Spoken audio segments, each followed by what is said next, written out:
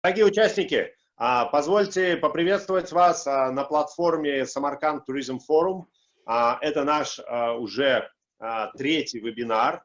Значит, для тех, кто впервые с нами, я в двух словах расскажу, что представляет из себя наша инициатива, наша платформа. Samarkand Tourism Forum начал свою деятельность в январе этого года с грандиозного события в городе Самарканд. Это очень веселый, радостный, интересный город, столица Шелкового пути. Мы начали с того, что организовали конференцию для гидов в январе 2000. В связи с событиями, о которых вы сами знаете, мы вот уже как третью неделю запустили серию вебинаров, и у нас собирается все больше и больше участников. Сегодня уже второй вебинар от госпожи Sjannie Hulsman. Она сама представится, расскажет о своей деятельности для тех, кто еще не знаком с ней. Для тех, кто знаком, ребята, это не значит, что вы, даже если вы слышали ее выступление и на офлайновом форуме в январе, и в прошлую субботу, я все равно хочу обязательно обратить ваше внимание, что у госпожи Sjannie всегда есть что-то очень новое и очень актуальное. Как помните, Sjannie является практиком туризма. Это не какой-то заграничный спикер, который сейчас будет нам рассказывать, как нам лучше делать наше дело. Sjannie сама занимается туризмом, сама занимается тем, что сопровождает группы и является тур-директором. У нас это называется тур-лидером, да? Но она проводит речные круизы, которые, кстати, включают и наземные, ну, так скажем, туры, поездки, экскурсии в том числе. При этом Sjannie консультирует турорганизации, значит, профессионалов туризма, и самое главное, она занимается тренингами. Вот эта компания EastguidesWest, я имею честь быть тоже участником экспертной группы EastguidesWest. EastguidesWest разрабатывает уникальные продукты, в том числе в настоящее время серию курсов, то есть курсов, которые можно в духе времени пройти онлайн, получить международный сертификат. Ну вот, это о спикере. О нашем форуме я тоже рассказал. Теперь я хотел бы просто сказать несколько слов о том, ну, где мы вообще находимся сейчас. Вот мы все, кто работает в туризме, кто любит туризм, для кого это является вообще лайфстайлом. Значит, сейчас мы находимся в состоянии некой неопределенности, никто не знает, когда мы сможем снова работать, функционировать. Это не значит, что мы можем начинать действовать. Более того, сейчас самая лучшая возможность для того, чтобы где-то пересмотреть свои подходы, где-то переформатировать свою деятельность, совершить какую-то трансформацию. Инструменты, большинство находятся в нашей доступности и технологии. Как видите, мы можем встречаться и продолжать работать, обмениваться опытом офлайн. Раньше мы считали, что это онлайн, раньше мы считали, что это может быть только офлайн, обязательно личная встреча. Скорее всего, в туризме будут развиваться вот такие какие-то новые подходы. Это не значит, что люди не будут ездить физически. Это значит, что к путешествиям, которые непременно опять возобновятся, как только откроются границы, как только людям будет позволено выходить из дома, но подходы, технологии могут поменяться, и, естественно, поменяются привычки и пользовательские предпочтения. Поэтому нам нужно держать нос по ветру, хвататься за любую возможность узнать что-то новое. Возможно, это не было открыто здесь и сейчас во время пандемии, потому что во время пандемии никто не практикует туризм, но, возможно, мы что-то просмотрели из трендов и до вот этих событий, но сейчас есть возможность подтянуться. И самое главное, мы должны быть позитивно настроены на обязательную победу, прорыв, как только, опять-таки, откроются возможности. Но подготовка это обычно более длительный процесс, чем сами действия. Поэтому сейчас мы все вот таким позитивным настроем. Есть такая, кстати, очень хорошая поговорка, ну, с английского переведу ее как: если вы хотите увидеть Восток, но при этом идете в западном направлении, если вы хотите увидеть восход, но при этом идете в западном направлении, то вряд ли у вас что-то получится. То есть, если наша цель – это опять увидеть восход, возрождение туризма, но мы идем как бы в другом направлении, мы тратим сейчас драгоценное время на что-то другое, а не на саморазвитие, не на прокачку, не на так сказать, постоянное следование, да, вот каким-то самому интересному контенту, нахождение себе каких-то гуру, да, за которыми мы прям должны вот их фолловить, да, следовать за ними. И самое главное, применять то, что они говорят. То есть, если мы повернем сейчас из негативного направления, в общем-то, в каком находятся люди все и наше окружение, да, если мы повернем направление своего движения в позитив, в конструктив развития, то мы начнем возрождение туризма прямо здесь, сейчас, из наших домов. Ну вот позвольте передать уже слово нашему уважаемому спикеру, участнику нашего сообщества Самарканд Туризм Форум, нашему прекрасному другу Sjannie Hulsman. Sjannie, yes. The floor is yours. Please, yes. go ahead. Thank you very much. I understood one word. You said something about a guru, but I'm not the guru. I just share what I know and what I read all about. So again, I made for this day an agenda. And first I want to say to everybody who just joined, Salam Alaikum. I'm very happy to see you. I'm very happy that so many people take part, and I hope I can share some insights. It's definitely based on research and very, very active articles that I'm reading, and I put in my own instinct and insights. So it's not written in stone, because the only thing that we know for sure is that travel will change, but we don't know how it will change. So it's expectations, speculations, but I have a few questions, because the most questions that we get in our tourism industry from all over the place is the major question: when do the border open? When are they going to open the borders, and how? How will mobility change? And then I'm talking airplanes, trains, cars, all this. What do the guests want? But more, even, what do they now need when they start traveling? Very important. Second discussion point is loss or gain. I think there are losses for sure, but I think especially in your region, there are wonderful opportunities to gain a lot. I will talk on that. Then the confidence of the tourism industry, the United Nations World Travel Organization, who is referring to other crises. I will talk a little bit about that. And then the last point is estimates and expectations. And if I would have had a little bit more paper there, I would also say speculations, because lots of people are speculating a little bit.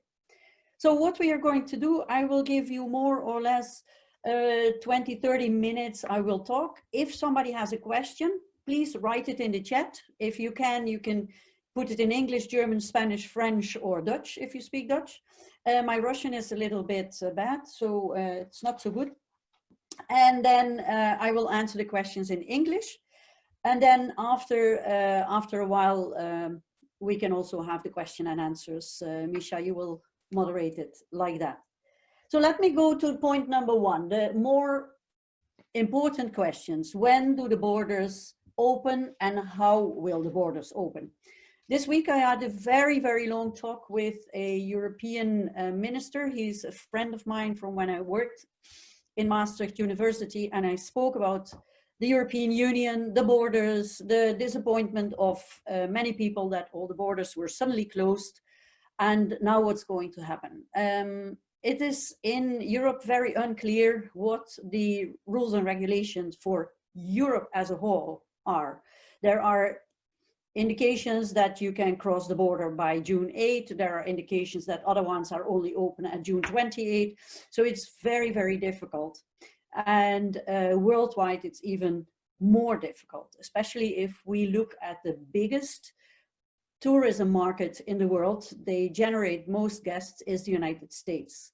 And the United States are hit very, very hard, especially New York. And they're very afraid, and they're very afraid that the United States will be closed or have very strict restrictions. So how will the borders open is slowly in the sense of each region, and I think it's in Central Asia, in Europe, in those areas, I take them as a bigger region. Each country has the power to say when they want to have it open. And if you then listen to this European minister, he says, like, in fact, every country is independent. Every country has the borders the way he has, and they are allowed to make decisions on the border. So that means if I'm in Belgium, the Belgian government, which is entitled now to take care of the people in Belgium, they are the ones who decide with the safety team. They have kind of a safety team. They are telling us when we can cross the borders. Now, this is for Belgium very, very important, because many people live on the Belgian-Dutch border, German-Belgian border, French-Belgian border, and Belgium is a kind of a transit country.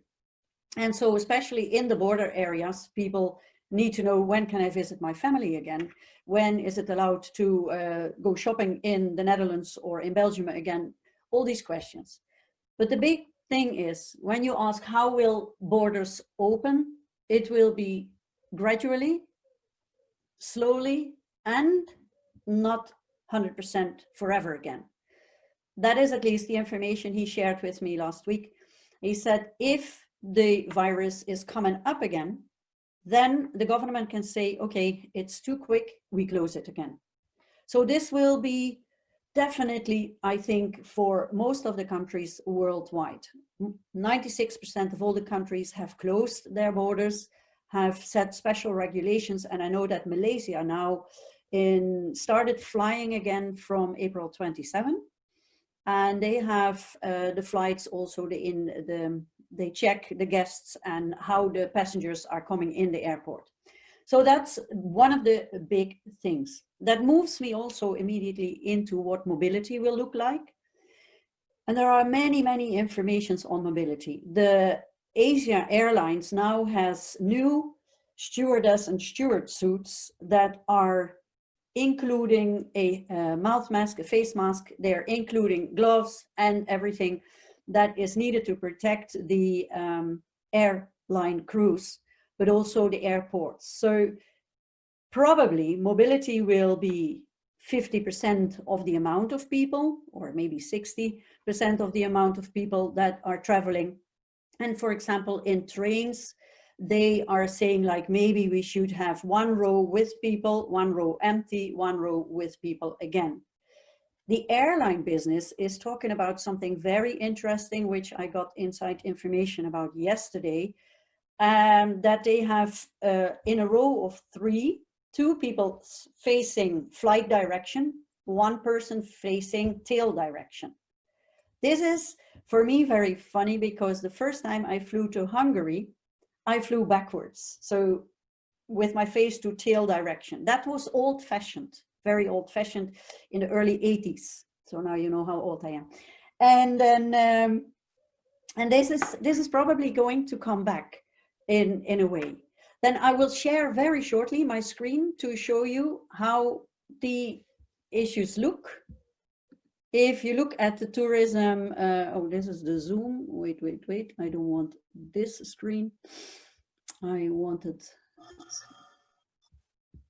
this screen. Can you see this? Is anybody seeing this? Hello? Yes. Yes. You can see it? Sjannie, Okay. but if you make it bigger in your screen. I will try to make it bigger. Let me see how to do this. Yeah, like a full screen, or Yeah. I'm going to do that full screen. No, this is too small. I can make it. Oh, wait. Sjannie, you can also share particular document if in Zoom there is a function to share particular document, but it's okay now if you just make it. Let me see, because now I lost the there it is. So if you can let me see if I can zoom it. Zoom, here I go to 200%. So can you see now? So at the airport, this is what is in the Daily Mail today. And at the airport, the speculation is that maybe you have to do blood tests during check-in with a little needle in your finger. Then the people will have very quick security tests. But that means that the airports themselves are no longer shopping malls. Maybe somebody can switch off the mute. Yeah, okay. So, and then the bags, they will be scanned through a different scanner and will have ultraviolet disinfection. And the flights, if you look at the flights, you see that there will be like plastic hoods around you. And let me unmute this. Misha, maybe you can unmute this iPhone. So the plastic hoods will be there, and my husband yesterday came home, and now we already saw the picture that, wait, I need to unmute this guest. I don't know how to do that. Sorry about that. So the plastic hoods are there, then two people are facing in flight direction and one person is looking down. This was normal in early planes. In like end of the 70s, it was still in some older planes used. It's a little bit different, but we didn't have the hoods. So passengers do not need to wear masks then, if we would be able to sit like that. And they will be given disinfectant wipes while boarding. I think this would be a very nice format, because if you have a long haul and you have to cover your mouth for 24 hours to New Zealand, that would be really, really very difficult. Now, what you look in the trains, for example, that's already what I said in the bottom right, that alternate seats on long journeys may be kept empty. So in Europe and also in the Grand Trans-Siberian Express, for example, long train rides, people may have to skip like one row of seats all the time, which is definitely also indicating that prices must go up. Because if only 50% need to bring the same money in as 100% load occupancy on trains and airplanes, that means that there will be many losses. The travel industry has been hit first and will get out last, but from the travel industry, my expectation is definitely that ocean cruises will be the last ones. Because cruising, I am a cruise director on the European rivers, is very close, a very kind of a hugging industry. And it's also an older market segment. Mostly the guests on the river cruises are between 70 and 75. Fit people mostly, but you never know. And on the cruises, on the ocean liners, as we call them, they have many people, sometimes even living on the ships, because it's cheaper than living in the United States. So one of the things that cruise lines are thinking of is definitely medical certificates. And I can tell you about health passes as well, because my brother and his son have a trucking company and they are an essential job. And my brother needs to bring such a pack of papers with his health certificate so that he can drive with his trucks and essential materials to Germany, to Belgium, to France from the Netherlands. And so they really can drive those stretches where they need to go. They are already followed by cameras and so on, but he has to have, and all the drivers in all truck companies have to have a package with a health pass, with a confirmation that they don't have corona, with all kinds of blood tests in there. And so that may be our next passport. But again, this is speculation, and I'm not sure for how long that will be. Does that make sense to you guys? Thumbs up. And on the holiday, what I am not touched on yet, while on holiday, on the right side in the top, it says plexiglass booths on the beaches and in the restaurants. This is for me one of the most difficult things. I don't think I want to sit on the beach in a kind of a plastic glass cage, because then I'm getting very warm and it's not so nice. And restaurants and bars, I don't know, maybe I have to just get used to it.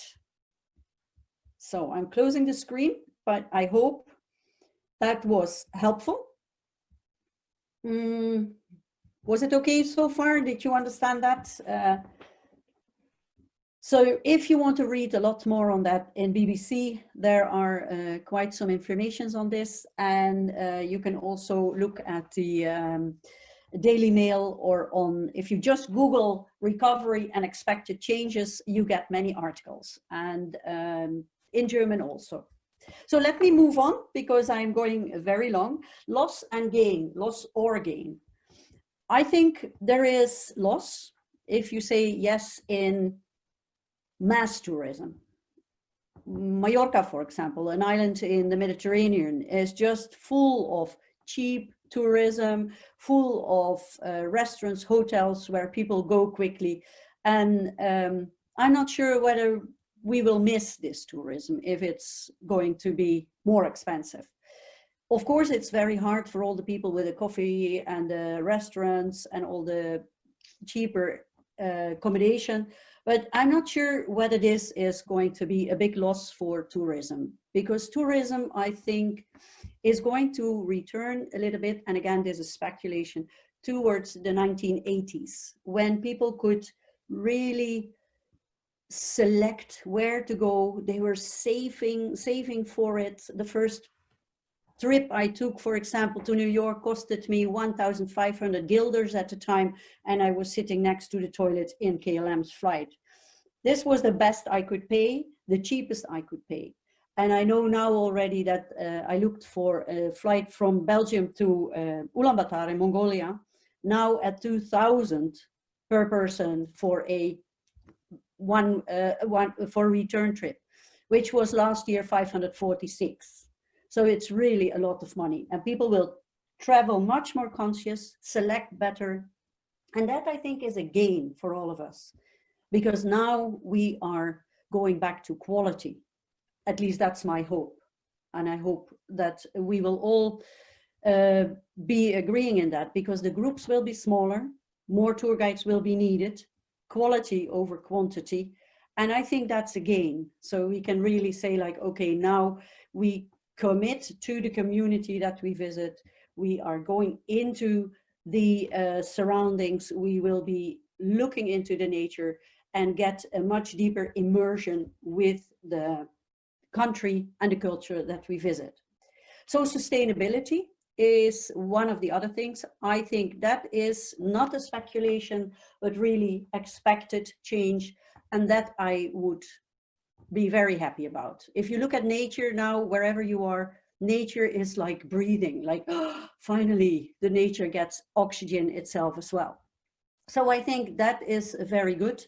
And I hope that the monocultural tourism, if you say like everybody the same, everybody on the beaten path, everybody visiting the same track, I think that this will be much more diverse. And if you design a tour, now you can look in like, what does everybody do? And how can I, with my little company or with my bigger company as well, change it? How can I make it such an experience that the people feel what you wanted to say? Because how you make them feel when they go home, that's what they remember. If you have 20,000 buildings and pictures, nobody will know anymore where he was. But the way you made them feel, the way that you were laughing with them and where you were helping them, that is what people bring home. That is what they will talk about. The way that people are friendly, that's what they will talk about. So I hope that this community-based quality tourism will be a real gain for our industry. That's a hope. And then what is connected to that, I truly hope that people will see that there needs to be a fair pay for people working in tourism. And that means everybody, tour guides, the cleaners, because cleaners are always forgotten, but cleaners in hotels, in airports, they are always forgotten, but they are a part of our industry. Especially if you look at how accommodation will change. Airbnb is now launching, and it's a very interesting initiative. I have to read how they called it. The Airbnb is having a cleaning initiative, which is called Enhanced Cleaning Initiative. And they will give Airbnb rentals instructions on how they have to clean their apartments now after Corona. And so that means it costs you more. You have to work much harder to get your clients in, because they will put it on the website that, for example, if I would rent out my house, as Sjannie's house is cleaned according to this enhanced cleaning initiative. And then I can choose and say like, okay, I'm safe, because that's what people need. They want and need to know that they can be traveling safe, how they travel, where they travel, and when they travel. So that's for the accommodation. And of course, hotels, the bigger hotels, they will have enough of this cleaning instructions in place. But the smaller places, especially the ones that are further down in the regions, they will definitely have to improve on that. Because if you sleep in a yurt, for example, in Kyrgyzstan or in Mongolia, or in a small guest house, then this is very important for this guest, this host, to know that your future guest dares to stay with you. It's not that they don't want to stay with you, but they want to be safe. They want to know that it's safe. So cleaning will be a lot of attention, will get a lot of attention. And I hope fair pay for cleaners, tour guides, for people working in restaurants, for the servants in restaurants. If you look at the tables that are now all divided, I really hope that people will select where they want to go and have quality travel with better prices for all of us. So that is, yeah, equality. I think it's too much to say that that tourism is bridging the poor and rich gap. There is a big poor and rich gap in the world, but at least we can try to help out on that sense. And then the job market, of course, the job market will be also on quality. If there is small groups, that is another expectation that people will, in the beginning, in the first phase of the lockdown is over, that groups may be more or less 10 people. So if you first worked with groups of 40 to 50 people like myself, that would mean now we need 5 guides, 5 little vans, so drivers, 5 entrances in a museum or so on. So that means a lot of work for many more people, but with less people. And so the tour operators and the museums and so on, they are interested in qualified and quality guides, quality people. So that is really very, very important. So let me go to confidence. Confidence is, are we willing to travel again? Do we dare to step in that plane again and go far away and find out? The confidence of the travel industry I take from the United Nations World Tourism Organization, because they refer all the time to the crisis we have had already. And that is, for example, in 2003, when the SARS epidemic was there, the negative revenue was 0.4% for the entire global industry. Then we had the financial crisis in 2008 and 9. Then the drop in revenue in the global industry was -4%. With Corona, they expect, and this is not yet sure because it's not over yet, but they already see that it will be definitely 20 to 30% revenue decrease, which is equal to international travel only $20 to $50 billion. And now I want to nuance a little bit international travel, because international travel can be me traveling from my home to the Netherlands, which is only 20 kilometers to my parents' house. So I don't consider that international travel. Maybe you don't either. But the countries calculate me then suddenly as a foreigner. So I'm from Belgium to the Netherlands. For me, that's not international travel. But most of it is international, regional travel, and then later on the intercontinental travel with long-haul flights. So these numbers are still speculation, and they are looking at the trends of what the industry is going to do. And my expectation, that's my personal expectation, is that we only will know at the end of 2021 what a realistic impression is, because the world is getting out of the lockdown in 3 phases. The first phase is starting soon in June in most of the countries in Europe, and Europe is very hard hit. And then it will be opening up a little bit better until December. If it kicks back, they promise us already they go back to the strict lockdown. But if it's getting safer, then they provision that in June next year, intercontinental travel will pick up again. And then we see how it starts moving, hopefully to get back to the travel industry as the numbers were to 80 to 90% at the end of 2023. And yeah, that's more or less what I would like to say. I have looked in verunterwegs.org. I really like what they are writing. It's a Swiss company writing in German. And they only write about tourism. They are not actually tour operators, tour guides, nothing like that. But they have a kind of a poll that they write articles. And they say that especially in recovery and expected changes, they say that people will take time to travel again, to select where they want to travel, and especially link to their home country. So if you work in tourism, then you can also see like, okay, I'm here, let's say in Kyrgyzstan, which is the 2nd highest country in the world, and there's only people coming from the Netherlands where there's no mountains at all. I have to prepare for this group that doesn't know so high mountains. So this would be very nice.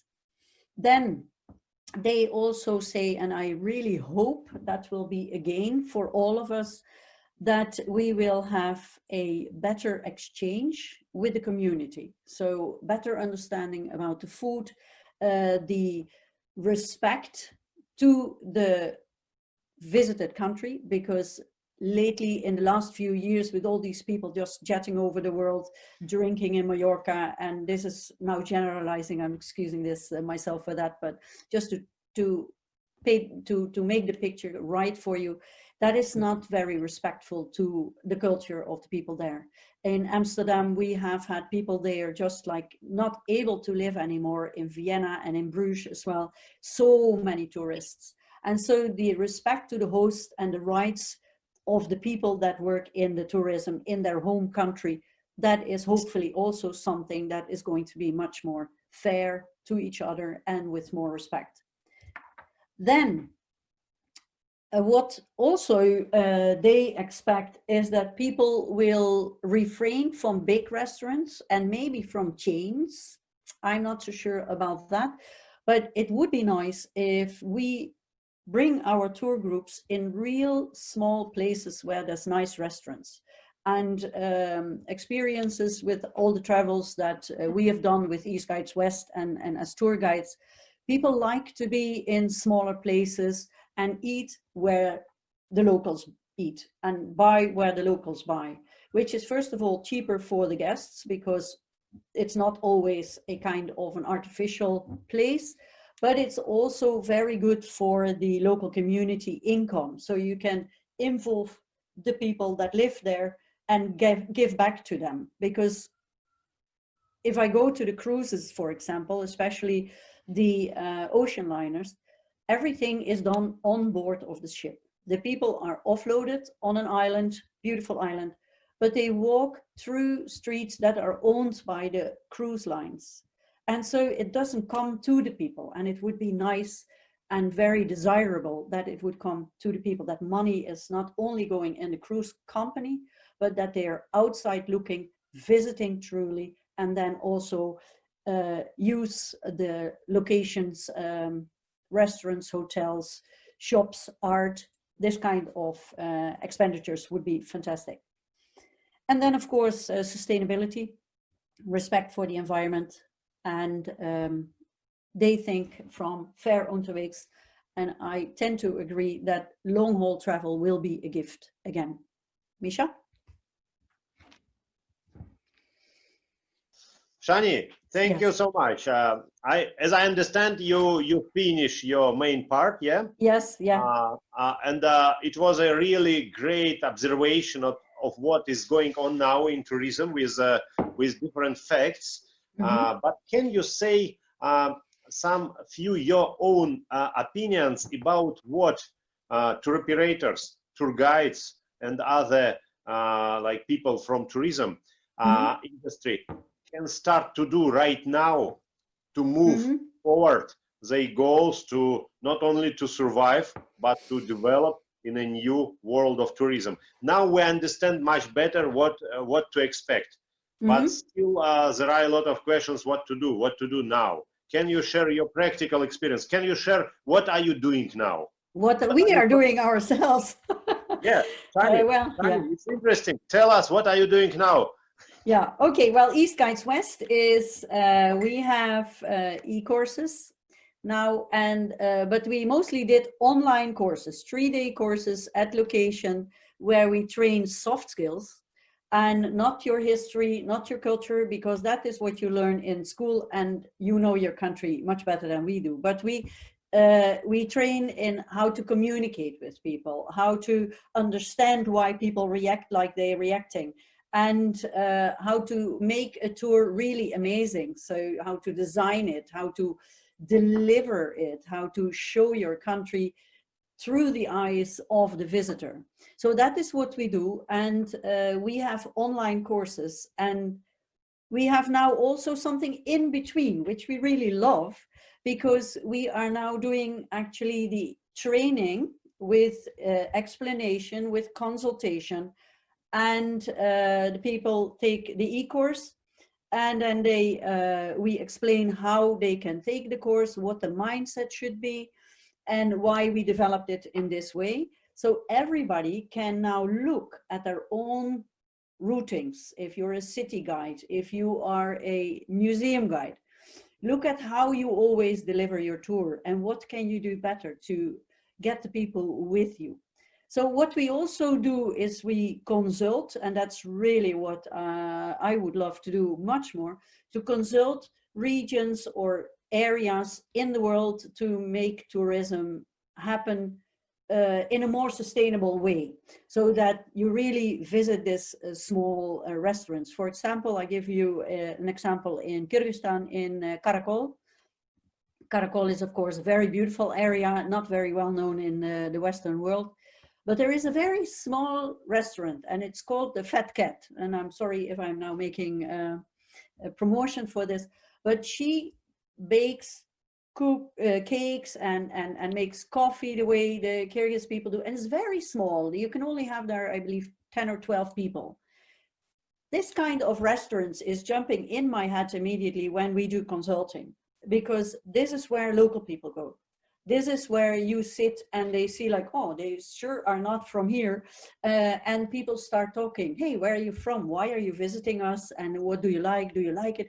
And they will share, the guests will be getting information from people that are sitting there just because it's nice to chat. It's very human. So I think what we do now is setting up our e-courses in such a way that you can take them easily and for a very reasonable price.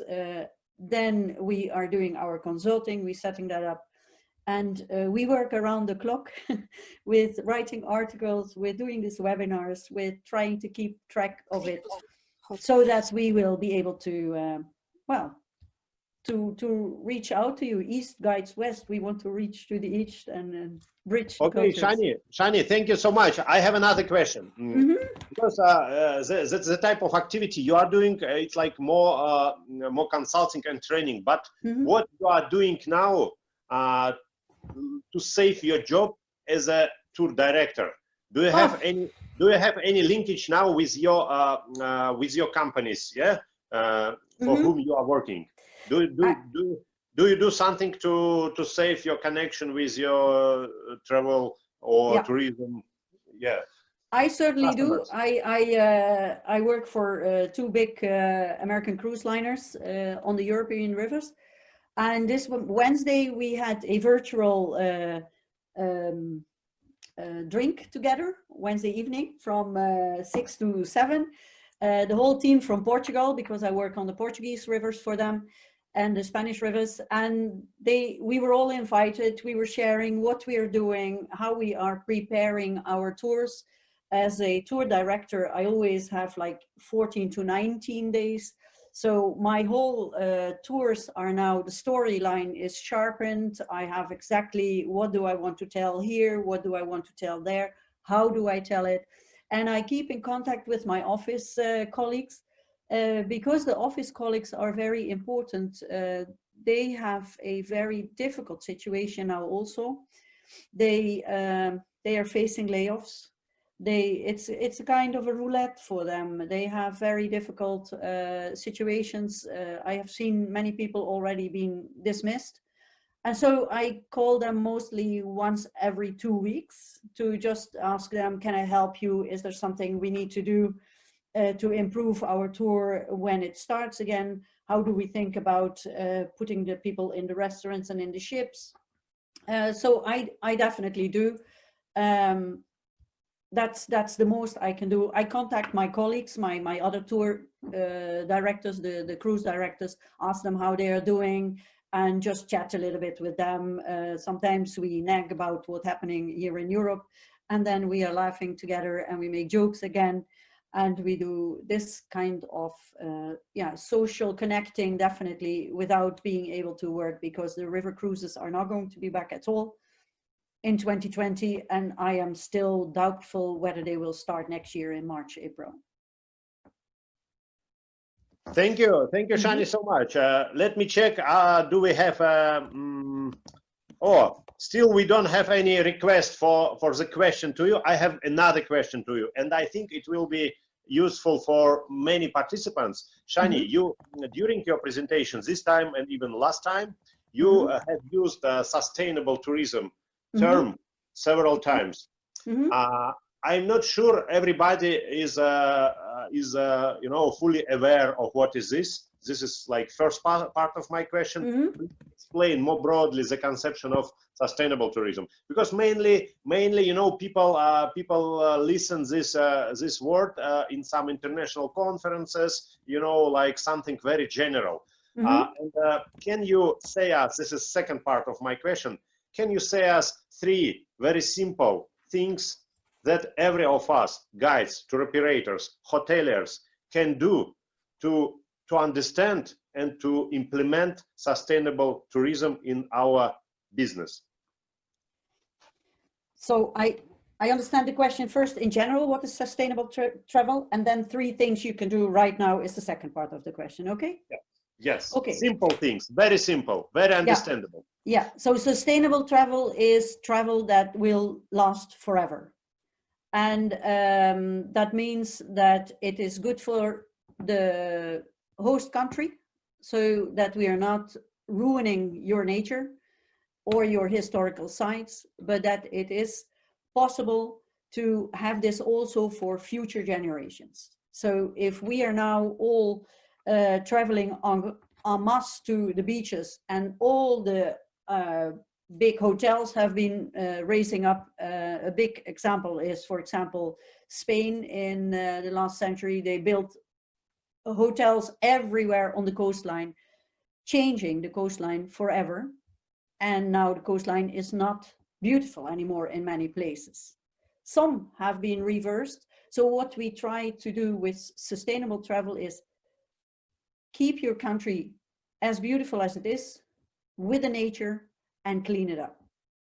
So, and that is 3 things people can do immediately, and especially now. And if there are nature guides in the team listening, I would love to see the natural parks have the tour guides come, clean up, and at the entrance of the national parks, have somebody who lets people in, like a kind of an entrance, so many people can go there. And when people go into the national park, give them a bag where they can put in their waste. And when they come out, there will be a nice big area where they can throw away their waste. So it's not in the nature park, but it's easy to collect for the community and bring it away to where it needs to be. That's number 1. So that is a very easy thing. Clean up your own mess when you visit nature parks, and make it easy for natural parks to calculate how many people go in there. in sustainable tourism is also for me is go with your groups, with your visitors to the smaller restaurants, so that people in the regions that you have, mostly it's not in the bigger towns, but in the regions, the beautiful regions that you have, like in Fergana Valley or Talas region or these areas, go to the places where small families have a kind of a restaurant or a kiosk where you drink camel milk or something like that, and buy it there with your guests, so that these people are making money on you as well. And so they also grow a little bit in this income revenue stream of what we call the value chain of tourism. So help these people to be there too and involve them. And the third thing I really think that everybody should be able to do now is train yourself. Train yourself in English, train yourself in how to deliver an amazing tour, in any way that you want to be involved in tourism, how to serve your people, understanding. I think these three things are the easiest. So clean up, involve the small restaurants, and train yourself. Be active now. Mohammed, what's the mood of people in your? Thank you, Sjannie. Yes, now we have a number of questions in the chat room. I just translated one of them quickly for yourself. Yeah. Please answer them one by one. Okay, I have a question from Mohammed. What about this time? What we can create ideas and planning? I think Mohammed and all the others, I don't know exactly what you're doing, but if you do a multi-day tour, if you do a city walk, I think invite your friends and walk your tour. Go there. If you can walk through your tour, look at it very carefully and ask your friends, do you like this? Do you think I'm missing something? Can I improve? Would you buy this tour? If you would buy this tour, how much would you be prepared to pay? That is, I think, one of the easiest things to do. Also, look back to what you have done before. What have people said about you? Were they happy? Were they not so happy? And if you then see that people have always been happy about your smile, so to speak, and never happy about your choice of restaurants, then go back to your reviews, see which is the most positive, but also honestly the most negative thing, and take it as a gift for you to teach yourself, to train yourself on your reviews, so that you have a kind of a review-based information. And that would be, I think, one of the things you can do immediately now. Don't sit at home and think like, I don't make any money. It's the same here. We have no money coming in at all from our regular work in that sense. So, but think creatively, think outside the box, ask people to help you with it, and they will like to do that. So I hope that is a good answer, Mohammed. If that's so, you just give me a thumbs up. Other question, what is the mood of people in your environment? If the borders are conditionally open tomorrow, are they ready for travel this year? Yes and no. I must say yes and no. There are many people, they even call it revenge tourism. And revenge means when you've been angry at somebody, you will come back and hit them on the head. I think it's very strange to read this about revenge tourism, because if I cannot travel today, I'm not going to be angry and tomorrow I go. But that is one mood. There is many people who are suddenly realizing, wow, I live actually in a beautiful area. If it's not safe for me to go this year to some other country, I will go in the places where the tourists come in my country. So if I'm in Belgium and the whole world flies to Belgium and goes to Bruges, why would I not go to Bruges? It's the same in Uzbekistan. When all of you are getting tourists, they come to Samarkand, to Bukhara, and have you ever been there lately? Really just to visit? So I think that's the other group of people. And I think people are just waiting, and last minute bookings are going to come depending on whether they lost their job, whether their income changed, yes or no. I think that's the best guess I can give in this sense, yeah. From Arab worlds to, yeah, Sjannie, we have another question after, yeah. Mohammed, you said perfecto, very nice, good, from Arab worlds, thank you very much. And then Veronica, unfortunately, I'm not aware of the system of education of tour guides, cruises, crew members, etc. But in Russia, you have to pass through special course, not for free, certainly, yes, that's okay, to get the license. What expectations should we have in the sphere of education in tourism? It's another question belonging. What expectations should we have in the sphere of education in tourism? Veronica, thank you for this question, because I think it's very important to invest in your own education. If you go for a education that is for free, given by anybody, I'm not sure whether that is helping you. If you commit to yourself, you will be able to also say like, hey, I really like this course, or I claim that I didn't learn what I needed to learn. I give you an example. Our courses are not for free either, for two simple reasons. First of all, we believe that you have to commit to yourself, and then you're serious. This is, as we say, we are dividing the people that want to do any course that's for free, or the people who are seriously considering a job in tourism. So we want the ones that are seriously considering a job in tourism. And that's why also we need to get money also to develop them. That's very easy, but most important is we want to choose the people that select this as a job with their mind. That's number one. And what the expectations should we have in the sphere of education in tourism? I think there is, and I'm now almost finishing another course on tourism in how to go about with groups. I even forgot the text, the title of my my thing, but it's really about what do you need to know, so you have skills that you learn in school about history, about the culture of your country, but also about your language, the language you are working in.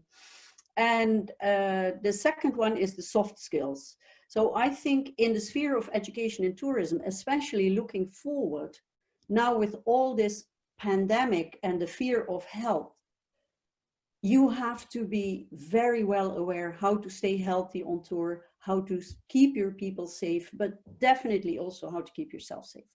So I think soft skills are going to be very important, and quality is the number one that people that are going to spend a lot of money want from you, and that is where your education should go to the quality of your services. That is, I think, one of the most important things. Then you have a second question. Would it be more accessible, or on the contrary, are we going to deal with fee and standards rise? The latter can we handle, but still. I'm not sure whether I understand, would it be more accessible, or on the contrary, are we going to deal with fee and standards?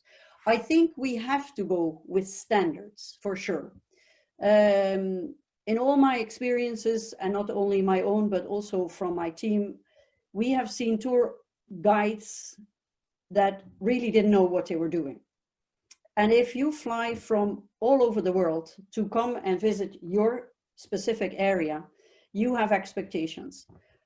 And you are right to have these expectations. Then you pay for a service, and the service makes you disappointed. I think that many people are going for very low tourism prices, and then they are expecting first-class service. This doesn't match with fair pay. So I think, yes, choose for quality and fair pay. And then you don't need to go for the top of the bill, but definitely don't go for the lowest, because that is lowering down the whole standard and squeezing in the end the last persons in line, cleaners, regional small hotels and so on. No, I think fees and standards must be and should be up to a certain amount. Yes, for sure.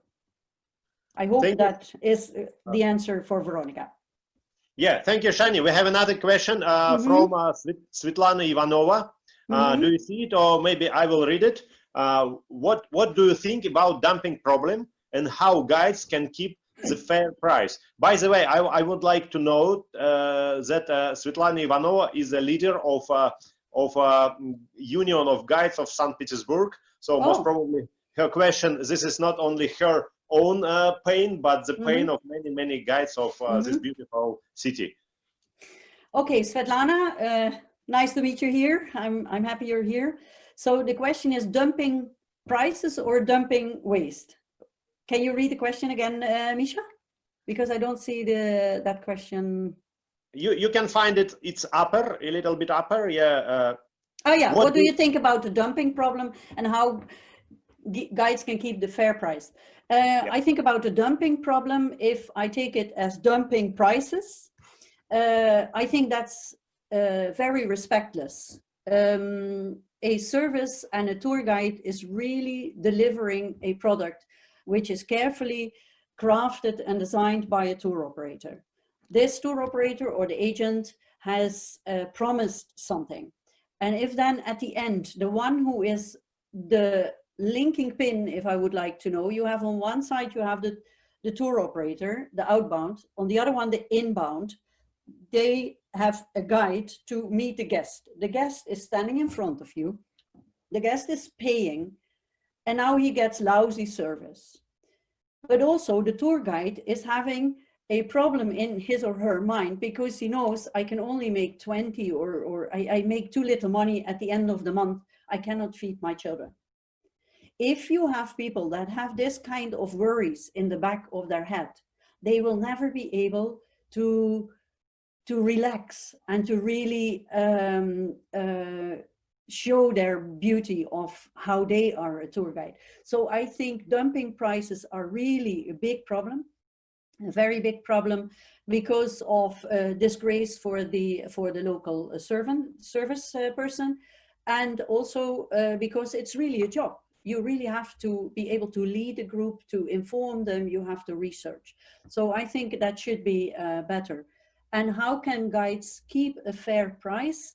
Svetlana, I think, and that counts for everybody who's in the room, a fair price is beginning with saying, no, this is not what I'm going to do, it's too cheap. I always call it maybe I can show it a little bit over here. Can you see when I write here? I call it. Yes, Sjannie, we can. Sniff.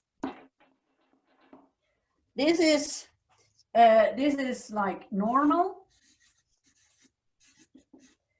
indifferent,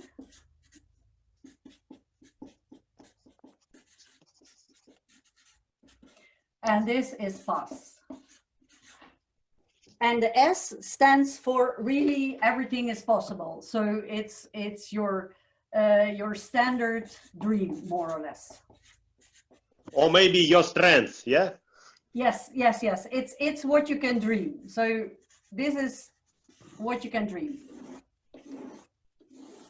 So now you have a tour guide who is offered a tour with, let's say, 12 people. And the 12 people are only prepared to pay 3 euros. In St. Petersburg, that's not a lot of money. I know that's not a lot of money. So what the tour guide, or you also in your tour guide courses, and what we can do as well, is, okay, now you have a tour and you decide for yourself, what do you want to do? And I give you an example from a Central Asian country. There was a girl in our class in Almaty, and she asked Barnaby and myself, she had a group of Dutch men from the Netherlands. I'm sorry about that. And they asked her to tell them where they can get marijuana. The marijuana was easy or cheap in that area. And she said, what should I do? Now, they would give her a lot of tip, like 100 euros per person, so 400 just to do this. Now, we told her, what is it worth for you? because the price would be, if they would caught her, she would go in jail for 10 years. Now you are going to think, okay, you get a lot of money, 400 euros only for this. Is this normal? And can I do this? Now, the calculation you have to make, and I'll come back on another example with this a little bit later, but the calculation is, would 400 euro be enough for you to end up in jail? Not at all, for 10 years, of course. This is a very extreme example, but it's a real example. We had the question in the class, and we had the whole group answer this question. What would you do? Say no, because you don't want to end up for 400 euros in jail for 10 years. That's no way. In a normal situation, you say, okay, you get a few euros, let's say 2 per person for 12 people and total for 2 hours work. Is that the right price in your area? In St. Petersburg, it's not. Definitely not. Maybe in some other place it is, but I cannot see this as the right price per person, 12 people. So you are going to set your standard. What do you need to make? And how many tours do you need to make money so your head is quiet, you know you can feed your people and your family? Then you can say, okay, if they are going to negotiate with me, you can say, okay, I would say normal price is 250. And if they come with 14 or 15 people, then I will take the 12 because I can still give it. But be careful, because if you lower your price, you are going to be the one that's always lowering the price and doesn't say no. Indifferent means like, okay, if somebody says, okay, we pay 2 euros, we bring 20 people, is that okay? And you say like, okay, why not? I do it this day. So it's okay for that one day. Pass is saying a clear no. We have to do this as well. With our e-courses, for example, we are now really selling them rock bottom on cost price. I can change anything, but we cannot change that price. Why? Because that's what we have to pay to the developers. And if you are not taking care of that, then the fair price is never going to be paid. So make sure you know what you want to have. If this would be a dream that everybody pays you 5 euros per person for 12 people in the group, then you can say, okay, 2 is really where I am not going to do it. Then you can say, okay, 5 euros, I can give you 4.50, or I can do a shorter walk, or I can accept it and decide that I do an extra, I take something out. Indifferent is if you say like, okay, this price for me is okay. I'm not going to talk about it. And that's how you can keep the fair price. Any tour guide, any tour operator, any company actually. Is that helping you, Svetlana? That question? Thank you, Marina. I think it was quite comprehensive, Sjannie, and we have 2 more questions, and please try to answer both. And I think we finish with question and answers. After that, okay. Do you see them? First, I see the one from Dina. Nargis yes. Is in Russian. I cannot. Sjannie, that one which is from Dina is translation of previous sentence in Russian. Yeah, you can follow it. I'm a doctor and specialize in medical tourism as well. What are you predicting in this area? What can we expect in this branch? This is is it your question, Nargis? Maybe I have been doing 2 studies on medical tourism, and the medical tourism is regional. That was already regional, and I think it will remain regional because many people are afraid for complications. If, for example, you have eye surgery and you go to Turkey, because the Turkeys are very, very famous for wonderful eye surgery, and Russia as well. It's much cheaper than in Europe or in the United States.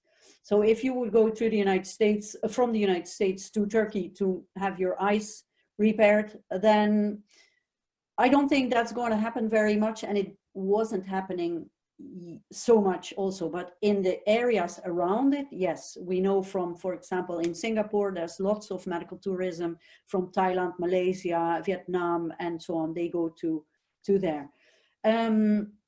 The prediction in the area, I am not sure whether I know enough about it now, because it's 4 years ago that I did these 2 researches with big groups.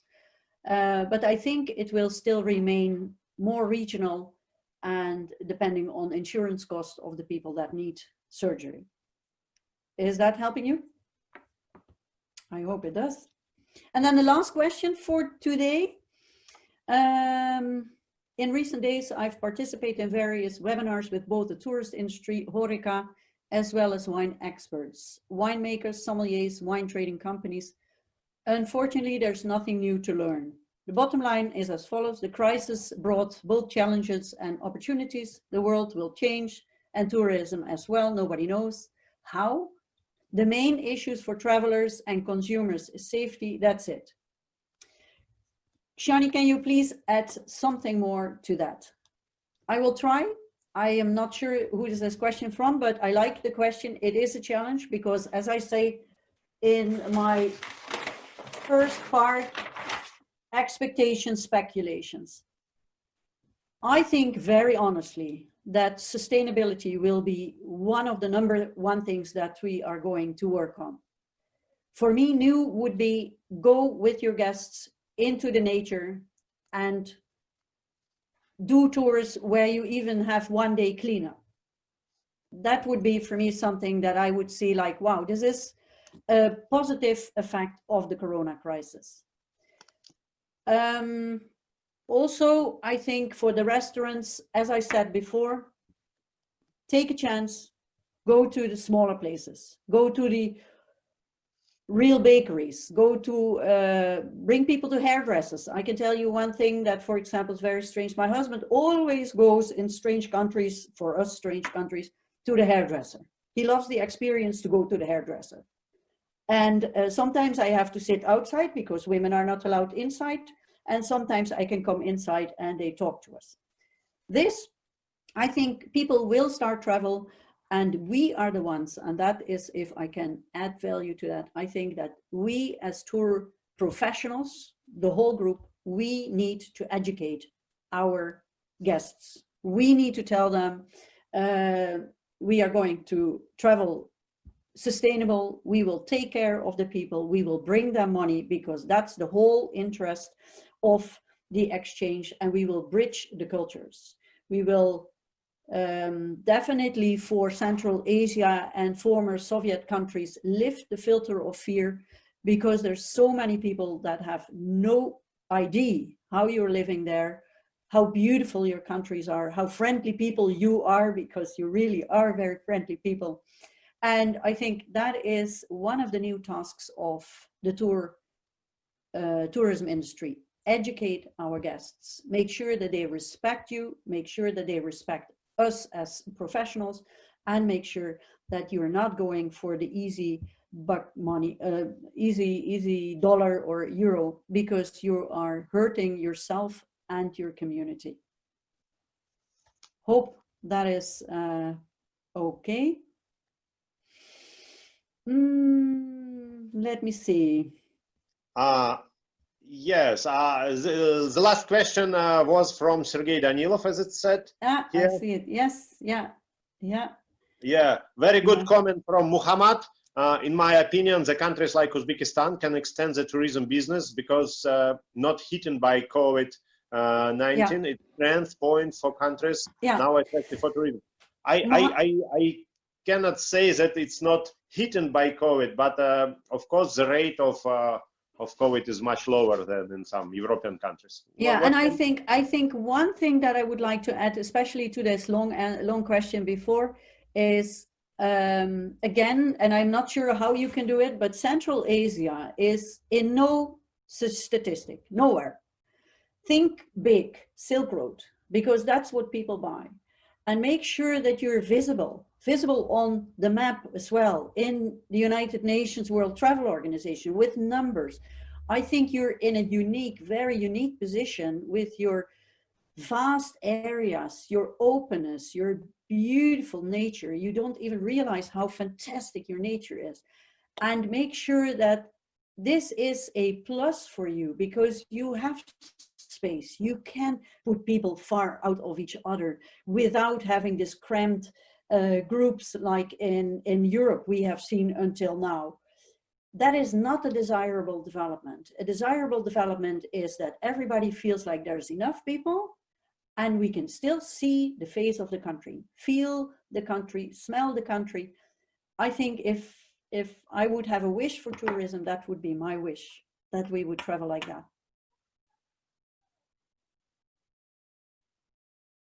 Oh, I can't hear you anymore.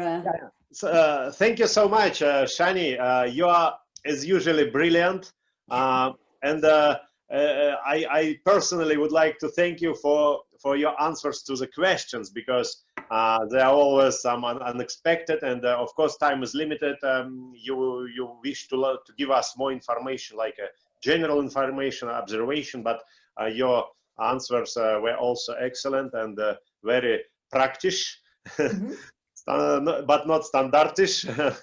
So dear participants, I would like to thank everybody for being with us today. Today we were like the bigger community. At the maximum we reached 49 participants today. And another thing, this is not only numbers, this is the quality of our community, because we are getting really international. Today only, according to my statistic, to my knowing of different people, we had people from at least 3 Central Asian countries: Uzbekistan, Kazakhstan, and Kyrgyzstan. We had big community. We still have big community of St. Petersburg tour guides and some tour operators as well. We have our dear Muhammad. He's with us for second time. He, as I understood, he is working in Turkey and in some Arab world. And I would like to wish everybody good end of this week, good weekend, and productive next week. And we are already planning another webinar for next Saturday. So please be with us. Mainly our information is shared in our Telegram group. I just shared this address, but you can also find us in Facebook, in Instagram. Always please Google for Samarkand Forum. Our website is samarkandforum.com. Our accounts in Instagram and Facebook are also related to Samarkand Forum.